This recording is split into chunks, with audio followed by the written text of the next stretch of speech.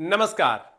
आज आपको वो बात बताने जा रहा हूं जहां पर पाकिस्तान ने एक बड़ी गलती और कर दी कि शिमला समझौता समाप्त कर दिया गया।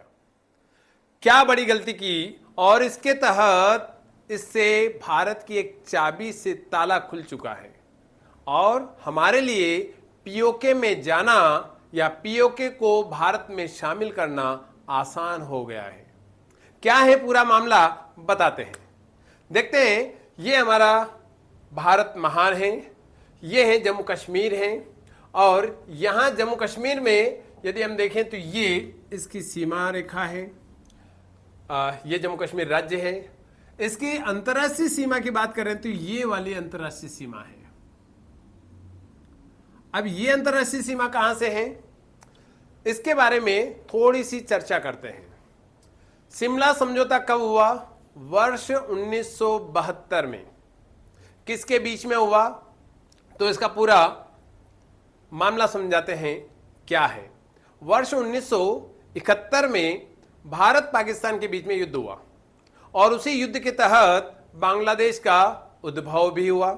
जब इस युद्ध के बाद जो भारत और पाकिस्तान के बीच में तनाव की स्थिति थी उसे सामान्य बनाने के लिए 2 जुलाई 1972 को हिमाचल की राजधानी शिमला में भारत के प्रधानमंत्री श्रीमती इंदिरा गांधी और पाकिस्तान के राष्ट्रपति जुल्फिकार अली भुट्टो यहां पर एक समझौता करते हैं। समझौते के अंदर मुख्य बिंदु क्या थे उन पे बात करते हैं। इस समझौते के तहत दोनों देश एक दूसरे का रिस्पेक्ट करेंगे और दोनों देश एक दूसरे की सीमाओं को स्वीकार करेंगे। यही भारत की एक गलती हो गई थी। कई सारे विद्वान लोग ये मानते हैं, जो रणनीतिकार हैं, जो राजनीतिक सूझबूझ रखने वाले ये लोग हैं, जो मानते हैं कि शिमला समझौते के तहत जो ये बिंदु लिखा है कि दोनों देश एक दूसरे की सीमा को स्वीकार करेंगे, इसमें भारत की एक गलती है हो गई कि यहां पर थी हमारी एलओसी। उस एलओसी को जो कि नियंत्रण रेखा थी उसको हमने इनडायरेक्टली बिना लिखे हमने अंतरराष्ट्रीय सीमा मान ली, ऐसा विद्वानों का कहना है।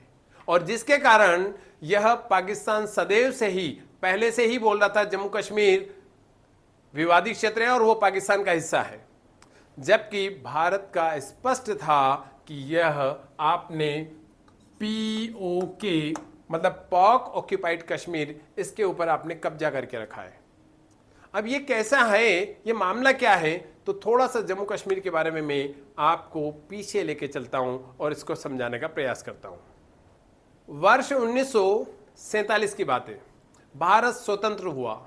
स्वतंत्रता से पहले वर्ष 1947 में एक अधिनियम आया, स्वतंत्रता अधिनियम 1947, और उस अधिनियम के तहत यह कहा गया था कि भारत और पाकिस्तान 2 देश होंगे और जितनी भी रियासतें हैं, जो रियासत जिस देश में शामिल होगी वह उस क्षेत्र के अंतर्गत शामिल मानी जाएगी।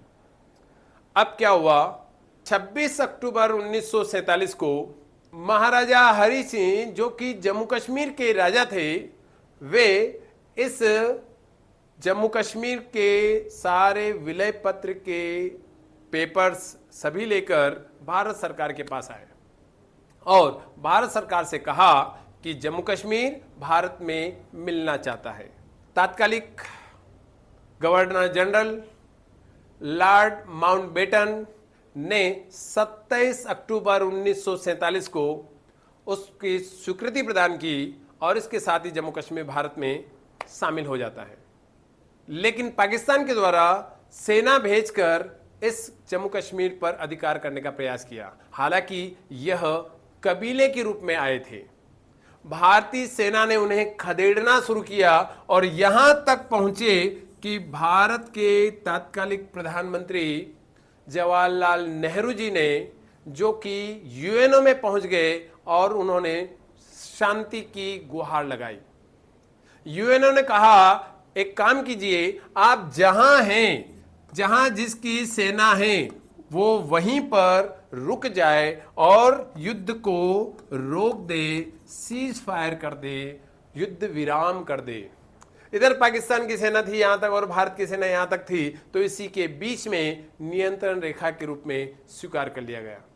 और यही बात 1972 में हमने इनडायरेक्टली बिना कहे इसे अंतर्राष्ट्रीय सीमा के रूप में स्वीकार कर लिया गया, क्योंकि हमने उसमें टेक्निकल पॉइंट ये लिखा था कि दोनों ही देश एक दूसरे की सीमा का सम्मान करेंगे, उन्हें अंतर्राष्ट्रीय सीमा के रूप में स्वीकार करेंगे, और ये भी हमने अंतर्राष्ट्रीय सीमा के रूप में स्वीकार कर ली। अब जब 1972 का जो समझौता था, शिमला समझौता, वह पाकिस्तान ने कहा कि हम इसे नहीं मानते हैं। इसका मतलब अंतर्राष्ट्रीय सीमा को नहीं मानते हैं, और अंतर्राष्ट्रीय सीमा को नहीं मानते हैं इसका मतलब हमारे ऊपर जो एलओसी जो थोपी गई थी इनडायरेक्टली, वह अब अंतर्राष्ट्रीय सीमा नहीं रही। तो फिर अंतर्राष्ट्रीय सीमा कौन सी है? हमारी यह अंतर्राष्ट्रीय सीमा है। यह कहां से आई? तो जम्मू कश्मीर के विलय पत्र के साथ ही यह सीमा भारत के संविधान के अंतर्गत आई। भारतीय संविधान में यह कहा गया है कि पूरा जम्मू कश्मीर भारत का राज्य है। इस आधार पर हमारी सीमा ये हो जाती है, और शिमला समझौता समाप्त होने के साथ ही एलओसी जो टेक्निकली हम अंतर्राष्ट्रीय सीमा के रूप में देख रहे थे पाकिस्तान के द्वारा, उसे अस्वीकार करने के साथ ही हमारा यह पीओके, जिस पर भारत का तकनीकी रूप से अधिकार या बात करना शुरू हो जाता है। और हाल ही में भारत के प्रधानमंत्री जी ने अपने संबोधन में ये बात कही कि अब जो भी बात होगी वह आतंकवाद पे होगी। अभी पाकिस्तान घबराया हुआ है, अभी वह दबाव में है, उसको सूझ ही नहीं पड़ रही है कि हो क्या रहा है उसके साथ। और भारत ने स्पष्ट बोला कि यदि अब आतंकवादी घटना भारत में होती है तो इसका अर्थ सीधा युद्ध माना जाएगा, और भारत की तीनों सेनाएं तैयार है इसके लिए।